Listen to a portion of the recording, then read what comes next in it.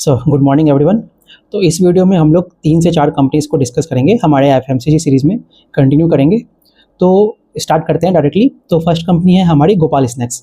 तो गोपाल स्नैक्स के अगर आप नंबर देखेंगे ना, आपको नंबर अच्छे ही लगेंगे। तो अगर मैं आपको उनका नंबर बताऊं तो इस क्वार्टर में I think quarter on quarter 1.7% का ग्रोथ है।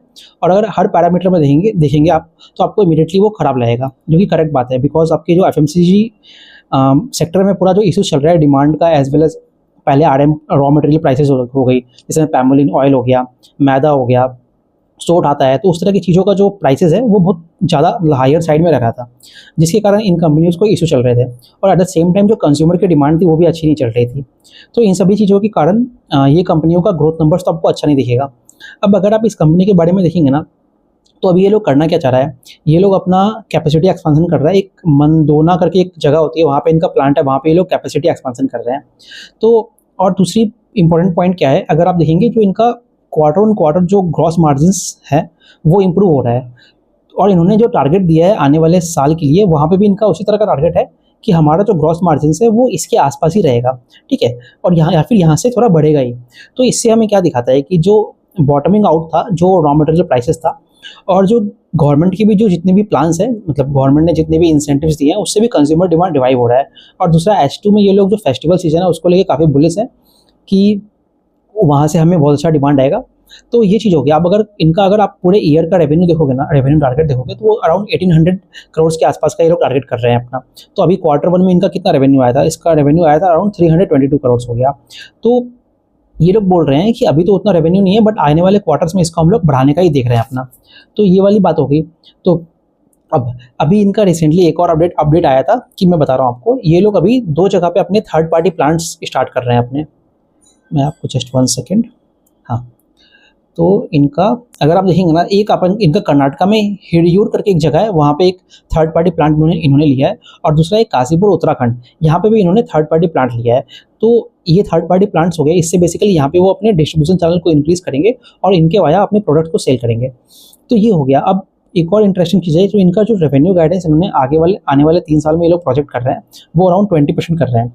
तो अगर रॉ मटेरियल प्राइसेस अच्छी हो गई तो और इनके मार्जिन्स इंप्रूव रहे, कंसिस्टेंटली ऐसा रहा, और कंज्यूमर डिमांड अच्छा रहा, तो आने वाले ईयर्स में हमें दिख सकता है कि इनका जो मार्जिन प्रोफाइल है, एज वेल एज जो प्रॉफिटेबिलिटी मैट्रिक्स है, वो आपकी इंप्रूव होती हुई आपको दिखेगी यहाँ पे।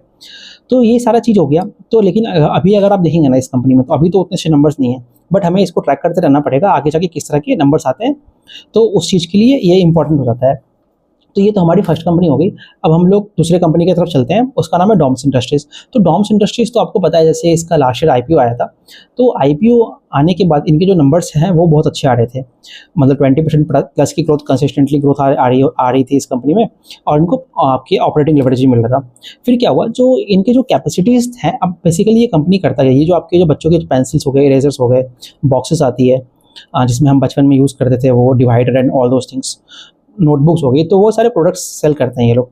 दूसरा इनका जो आपका फिला है, उसके साथ इनकी पार्टनरशिप है, बहुत लॉन्ग टर्म पार्टनरशिप है, जिसके वजह ये इंडिया में उनके प्रोडक्ट्स को सेल करते हैं। और दूसरा उनका ब्रांड यूज़ करके ये लोग आपके यूएस वगैरह में भी अपने प्रोडक्ट्स को सेल करते हैं। तो वहाँ से भी वो भी एक मार्केट अगर आप देखेंगे ना, तो वो sort of a saturated market है। अब उसमें कितना ग्रोथ आना है, that is again a thing to be seen, ठीक है, क्योंकि वो मतलब उनका ब्रांड तो काफ़ी बड़ा है, तो वो वाला पॉइंट हो गया। अब तीसरा, इन लोग अभी क्या कर रहे हैं, एक्विजिशन कर रहे हैं। तो अभी इन्होंने एक STPL करके एक आपकी ईस्टर्न इंडिया में, मतलब वेस्ट बंगाल साइड में उनका प्रेजेंस है, तो वहाँ से वो लोग अपना एक्वायर किया है उसको, और उसके बाद eastern India as well as north east India में अपना एक्सपांसन करने की कोशिश कर रहे हैं। और इसके बाद इन्होंने एक अभी यूनिक्लैन नाम की, वो बच्चों की जो बेबी डायपर्स होते हैं, वाइप्स हो गया, तो उस वाले सेगमेंट की कंपनी को एक्वायर किया है इन्होंने। तो उसके वाया ये लोग अपने डिस्ट्रीब्यूशन चैनल से और दूसरा ई-कॉमर्स के वाया उनके जो यूनिक्लैन के प्रोडक्ट्स हैं उसको पूरा सेल करने की कोशिश कर रहे हैं। अब इंटरेस्टिंग चीज़ क्या, अब यहाँ पे इशूज़ क्या क्या हो जाते हैं। पहला तो इशू क्या है, जो इनके जो पहले का स्कॉलस्टिक सेगमेंट, जहाँ पे पूरे रबर्स, इरेजर, ये सारी चीज़ें आती है, पेन्स हो गया, ऑफिस स्टेशनरी हो गई, तो वहाँ पे जो इनकी कैपेसिटी यूटिलाइजेशन है वो आपकी पीक आउट हो चुकी है। पीक आउट हो चुकी है मतलब वहाँ से आप नया रेवेन्यू जनरेट नहीं कर सकते हो। तो एक तो वो वाला इशू हो गया। दूसरा, अभी जो इनका नया 44 एकर्स का एक प्लांट आने वाला है, तो उसका आपको फिनांस कॉस्ट होगा, डिप्रिसिएशन कॉस्ट होगा, और अभी वो प्लांट आई थिंक क्वार्टर 3 या क्वार्टर 4 में आने वाला है। तो एक वहाँ से भी अभी स्टैग्नेशन आ गया है। और आप इसका देखेंगे ना, तो अभी जो इनका रेवेन्यू ग्रोथ था पहले से वो थोड़ा कम ही हो गया है। और एक और इम्पॉर्टेंट चीज़ है, जो इन्होंने यूनिक लाइन का बिजनेस एक्वायर किया है उसके जो मार्जिन्स है वो अराउंड आपके 7-8-9% ऐसे हैं। और जो इनका पहले वाला सेगमेंट है वहाँ पे इनके मार्जिन्स ज़्यादा अच्छे रहते हैं, वो अराउंड 17-18% के आसपास रहते हैं। तो ये टारगेट है इनका इस साल के लिए। अब इस साल का जो ये लोग रेवेन्यू ग्रोथ अपना टारगेट कर रहे हैं वो अराउंड 18 से 20% के आसपास रेवेन्यू ग्रोथ टारगेट कर रहे हैं, जो कि देखा जाए तो इनके गाइडेंस जो इन्होंने दिया है उसके अकॉर्डिंग ही होता है। बट पहले जो इनके नंबर्स आ रहे थे वो इससे काफ़ी अच्छे आ रहे थे। और दूसरा, अगर आप EBITDA मार्जिन्स पे भी देखोगे तो वो भी इनका अराउंड 17.5 और 16.5 के बीच में इन्होंने गाइडेंस रखा है। तो सीन्स अगर आप देखेंगे ना डायरेक्शनली, तो इस कंपनी का जो पेस ऑफ ग्रोथ है वो घट गया है। इनको आगे जाके पैट पे जो इनका इम्पैक्ट है, जैसे इस क्वार्टर में भी अगर आप देखेंगे ना तो इनका जो पैट ग्रोथ आया है, रेवेन्यू ग्रोथ तो ऑल्दो आई थिंक 26% के आसपास इनकी रेवेन्यू ग्रोथ है, बट पैट और पैट ग्रोथ देखेंगे ना वो आपका 8.8% है। तो अगेन वही सारे कारण है। तो इस कारण ये कंपनी मुझे अब उतनी अच्छी लगती नहीं है। तो ये वाला हो गया इनका डॉम्स इंडस्ट्रीज़ की बात।